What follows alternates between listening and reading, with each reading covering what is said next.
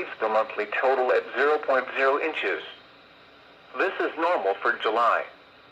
The total snowfall for the year still stands at 0.0 inches, which is normal.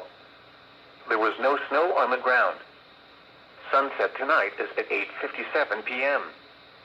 Sunrise tomorrow is at...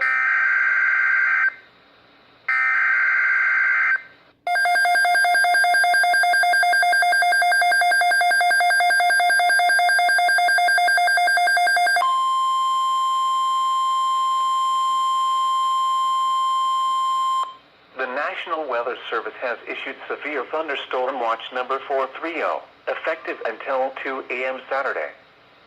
This watch includes the following counties in Minnesota: Benton, Isanti, Meeker, Mille Lacs, Sherburne, and Stearns.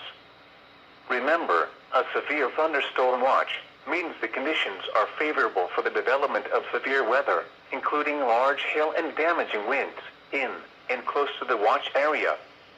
While severe weather may not be imminent, persons should remain alert for rapidly changing weather conditions and listen for later statements and possible warnings.